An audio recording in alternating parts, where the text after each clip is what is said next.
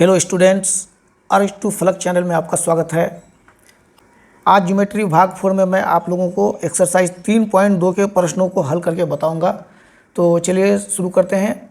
पहला प्रश्न है, समलंब चतुर्भुज ABCD में कोण A बराबर 100 डिग्री तथा कोण B बराबर 110 डिग्री है, तब शेष दोनों कोणों की माप क्या होगी।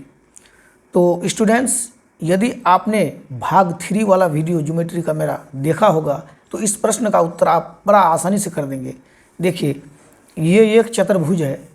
चित्र से ही लगता है ये कौन सा चतुर्भुज है, आप कह सकते होंगे ये समलंब चतुर्भुज है। ये दो भुजा देखने में ही समांतर लग रहा है। तो अब देखिए, कोण A बराबर है 100 डिग्री, कोण B बराबर है 110 डिग्री। तो जब कोण A बराबर 100 डिग्री है तो कोण D का मान क्या होगा, ये आपको बताना है। आप सोचिए इसका मान क्या होगा। आप अपने आप में आंकिए। यदि आपने भाग 3 देखा होगा तो आप इस क्वेश्चन का आंसर कर देंगे। यदि आपने उसको गौर से नहीं देखा है तो पुनः एक बार देख लेंगे, तब आप इस क्वेश्चन को आसानी से समझ जाएंगे। तो देखिए, मैं आपको बताता हूँ। देखिए, समलंब चतुर्भुज की परिभाषा हमने बताया था कि सम्मुख भुजाओं का कोई एक युग्म समांतर हो। सम्मुख भुजाओं का कोई युग्म समांतर हो। अच्छा, उसी भाग 4 में हमने ये भी बताया था कि यदि दो भुजाएं समांतर हो और कोई तिर्यक छेदी रेखा उसको प्रतिच्छेद करे तो तिर्यक छेदी रेखा के एक ही ओर के दो अंत कोणों का योग 180 डिग्री होता है। इसका मतलब 100 डिग्री और ये यहाँ पर जो भी कोण बनेगा दोनों मिलके 180 डिग्री होगा। तो अब हम आसानी से कोण D का मान निकाल सकते हैं। तो चूँकि 100 डिग्री आप इसमें कितना जोड़ेंगे जो मेरा 180 डिग्री हो जाएगा। तो देखिए, कोण A बराबर दिया हुआ है 100 डिग्री, तो कोण D बराबर 180 डिग्री माइनस 100 डिग्री 80 डिग्री। ये कोण D का मान निकल गया। क्यों? क्योंकि हम जानते हैं कि यदि दो भुजाएं समांतर हो, कोई तिर्यक छेदी रेखा उसको प्रतिच्छेद करे तो तिर्यक छेदी रेखा के एक ही ओर के दो अंत कोणों का योग 180 डिग्री होता है। तो दोनों मिलकर 180 डिग्री, तो कोण D बराबर 80 डिग्री। अब देखिए, कोण C का मान उसी प्रकार से हम निकालते हैं।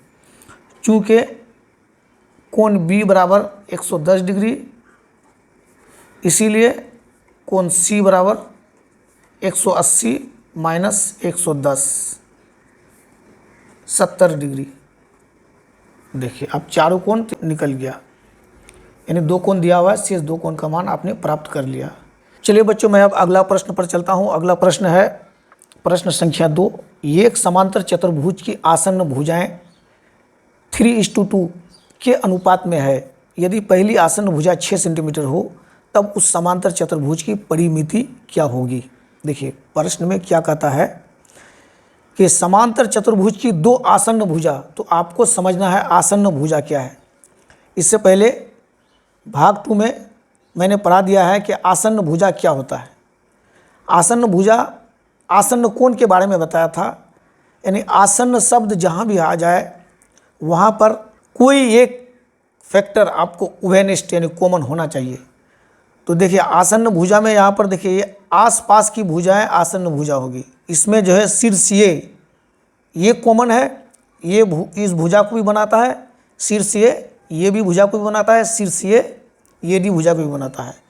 तो ये डी और ये भी आसन्न भुजा, ये डी और DC आसन्न भुजा, और DC और BC ये दोनों आसन्न भुजा। तो अब आप आसन्न भुजा को समझ गए होंगे। तो कहता है कि दो आसन्न भुजाएं 3:2 के अनुपात में है। यदि पहली आसन्न भुजा 6 सेंटीमीटर है तो चतुर्भुज की परिमिति क्या होगी। सबसे पहले आपको चारों भुजाएं इसकी निकालना पड़ेगी। तो देखिए, मान लेते हैं, माना कि दूसरी आसन्न भुजा 1 सेंटीमीटर है। तो अब देखिए, 6:x बराबर हम कर सकते हैं 3:2। 6/x बराबर 3/2। अब इसको क्रॉस मल्टीप्लिकेशन कर देते हैं। 3x बराबर 6 दूनी 12। अब x बराबर हो गया 3 चौके 12 4। जिस भुजा को हमने x माना था उस भुजा का मान निकल गया 4। इसका मतलब इस समांतर चतुर्भुज की भुजाएं दो आसन्न भुजाएं 4 सेंटीमीटर और 6 सेंटीमीटर है। तो आप ये भी जानते हैं कि समांतर चतुर्भुज की सम्मुख भुजाएं बराबर होती हैं। ये जब 4 सेंटीमीटर निकल गया तो ये भी 4 सेंटीमीटर हो जाएगा, और ये 6 सेंटीमीटर पहले से दिया हुआ है तो ये भी 6 सेंटीमीटर होगा।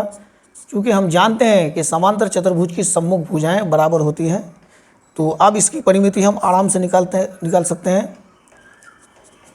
समांतर चतुर्भुज की परिमिति का मतलब होता है उसकी बाउंड्री, यानी जितनी भी भुजा हैं सबका जोड़। तो कितना हो जाएगा 6 + 4 + 6 + 4। चलिए इसी तरह से जोड़ देते हैं, समझने में आपको आसानी होगी।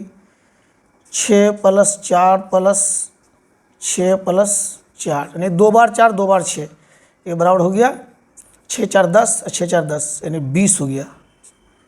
20 सेंटीमीटर इसकी परिमिति हो गई।